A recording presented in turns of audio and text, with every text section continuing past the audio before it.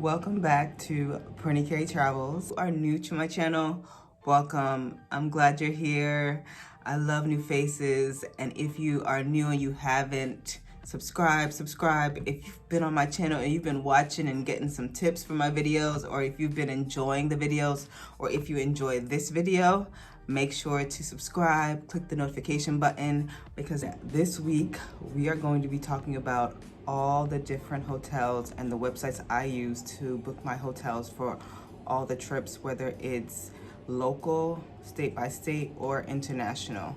This week I'm gonna stick with 5 different websites that you can look for and use for the hotels. And we're gonna get started with one of my favorites, which is Marriott.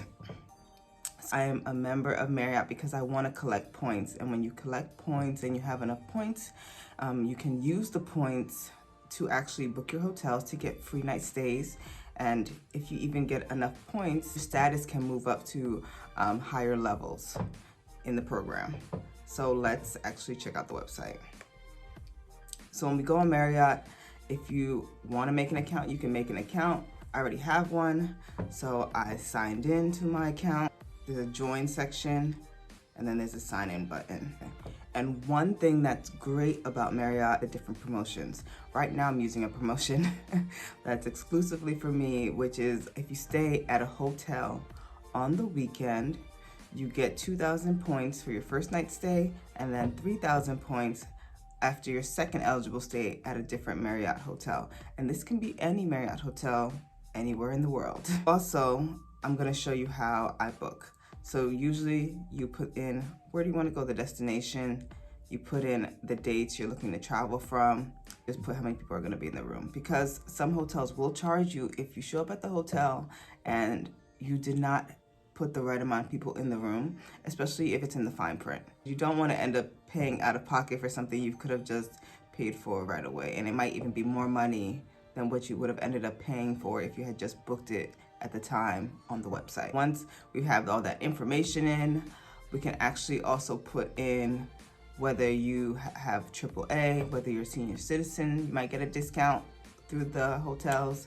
And then there's also the option of if you work for the government or the military is an option. So just if you have that, you can put that in as well. And then you search.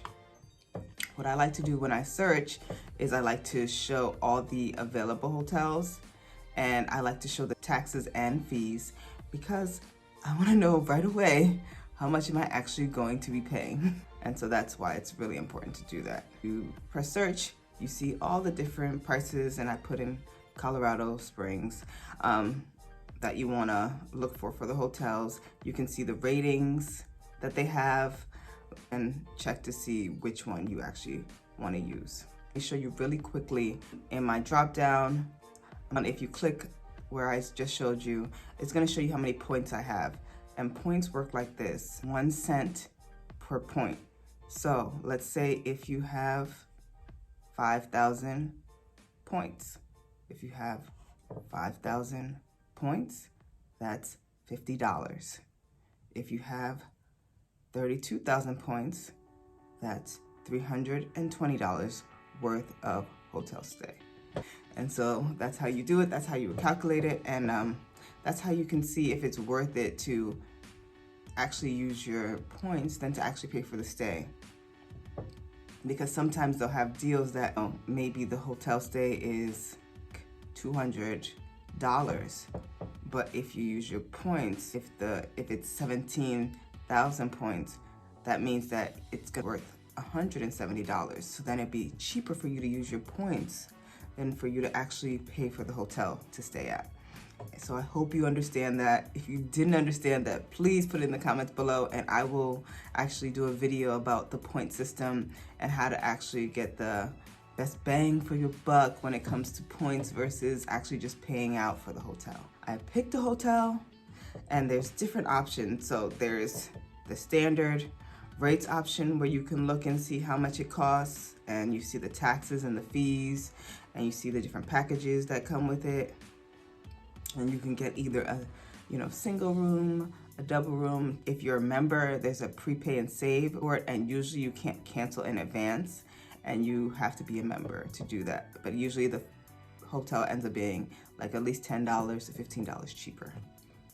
And then there's actually deals, and I usually like the deals because a deal where you can do 6 a.m. and check out 6 p.m. So early check-in and late checkout, which was part of the deal. And then they gave you a $10 for food and drink credit, which I thought that was a really cool deal. And especially if you want to, like, because a lot of places are not open. I did like a baby shower for my friend inside the hotel, so it was really great because you can go there early and set up for the virtual baby shower and decorate the room with minimal decorations. You just have the room early and you can actually decorate, do a whole little baby shower, virtual one, and clean up and leave. And it gives your friend a different experience. It's not like they're in the house. You don't have to rent a hall, but you just do a hotel stay, and it's cheaper. And I just thought that was a great idea, and I really like that Marriott started doing that. So that is Marriott, my first favorite site. Next, we're gonna go to Airbnb, and I've actually started using Airbnb years ago. I used it when Paris and France trip. We used Airbnb a lot to stay different places. At the time, it was a lot cheaper. I don't want to stay at a hostel, and at the time, Airbnb was actually super cheap. It was charging places like $50, $60 in Europe to stay. And you know, you could stay at but a hostel, you could stay for like $10 or $20. But you can find something. And I feel like I have friends that have stayed at hostels and they've been about $20 and they've been really cheap and really clean. But I'm really like, don't like to share spaces with people I don't know. And I'd rather just avoid that experience. So Airbnb ended up being a great option. So that's number 2, Airbnb. So let's start. You log in. I'm already signed in. And so in the drop down, you can see where you can receive messages. So if you want to contact the host, you can see trips where you actually already have planned to go on. And then there's the saved option. And saved option just means that you can actually save trips that you're looking to go into. And right now I'm looking to, because I really want to go, one of my bucket list items is to stay in a cabin. So I'm looking to try to stay in a cabin for my birthday. And here you can see the rates. I am a big person who likes to read reviews. I think reviews, like, better than like seeing the pictures of the place, tell you about people's experiences. And I'm all about experiences. I just really love to use that. And so I'm gonna show you how I save to my save list. So I made a Princess Cabin birthday list, and I saved the property to my list. And if you see it on the bottom, if I wanted to open the list, you could see all the different cabins I've saved to see the different options. So now I'm gonna pick a cabin option, and you can see, you know, this is the cabin. You'll see the pictures of how the stay will look like. You can see how many guests can actually stay there. You can see how many bedrooms. There's options for, you know, cancellation. Please read policies as well, because a lot of times you don't read the policy and then you get upset if you can't do a workaround around it. If you're not sure about it, you can contact the host. So what I love about Airbnb, another thing I love about it, is that you can always contact the host before you even book and ask them any question you have about the property, because once it's booked, sometimes you can't unbook. So that's Airbnb, number 2. Next, I'm gonna start with booking.com. And booking.com is actually pretty great. I'm gonna actually just create an account. I don't know why I don't have one, because I've used them before, but sometimes I just don't like to have too many accounts. You can always check out as a guest if you don't wanna have an account. So I used it actually recently, and it gave me a great deal for this stay at, when I went to Cambodia in 2019. And we stayed at this villa, and the villa was super cheap. It was like $60, $70 per night. They had like the best deals. Like, you got breakfast every day. They gave you free dinner one night. We got a massage for an hour, and the hotel was really cute. And it was like new. It was like kind of like a boutique hotel, but it was like a villa. And it was a really great experience. And I just love it. It was Golden Temple Villa in Cambodia. They were really friendly. Okay, let's get back to booking.com. I'm gonna put in Maldives. And one thing I love about booking.com, they'll let you know the ratings, whether it's awesome or the comfort level that people have. and they'll tell you if breakfast is included. And you can even, if you go to the left side, there's options to check off if you just want all-inclusive deals, if you want just breakfast included, so you can just, you know, minimize it so you can have less options to pick from so that you can actually get what you want. And you can go through the pictures and see what you want to book for those things. They have all-inclusive rates here. I don't usually use booking.com for all-inclusive deals, especially if you're going to Caribbean. That's what it is for all-inclusive deals. I would recommend cheapcaribbean.com if you're gonna do that. Bookit.com, they show you, you know, different options about, so what's included, breakfast, lunch, and dinner included at this site. And depending on what deal you pick, it's more money or less money. See, it's kind of tricky. So some of them it sleeps 2 and it sleeps 1. So make sure you're aware that if it sleeps 1 person, you know, you're going with 2 people and you think that it shows you $1,994, but it's really not $1,994 because that's only for 1 person. You need to be aware that you have to click the drop down to see how much it would cost for 2 people to go. So don't let them cheat you. Be aware of everything, and especially the fine print. There's even underneath it says excluded from the price deal is the tax you get, and the US price is like $6 per person, because you do not want to be the person that is like, what? When you get there, you're charging me for what? Why? You know? And so just be aware, that's all. And that's Bookit.com. Next, my favorite, I have a Chase Sapphire preferred card. There is a Chase Sapphire reserved card, but I use the preferred. And with that, you get 2 times the points for dining, 2 times the points, flights and hotels, and then you get 1 point for like regular things. You can actually rack a lot of points, and if you want, you can transfer my points from Chase to actually Marriott. So if I wanted to add more points to my Marriott account, I can do a one-time transfer. You cannot transfer back. So once it's gone to either the flight airline you want to use or the hotel you want to use, you cannot get it back. One thing Chase has is you can book actually your flight and hotels through the Chase website, and you get 25% more for your money through the Chase website. But I always still, I like to check. I don't like to just assume that they have the best deal, even though most of the times they do, because I did that for my Thailand trip. I booked actually most of my stay through Chase Sapphire because it was just cheaper to book it through that way, and I did save a lot of money doing that. And I checked it in reference to the other websites I would usually use to book hotels. Just show you really quickly how you would do it. You would go to the side, go down to where it says travel, and then you can pick hotels, and then you can search for, pick the location you want to go to, put the dates in, of course, that you're trying to search for, and you can find where you want to go looking for.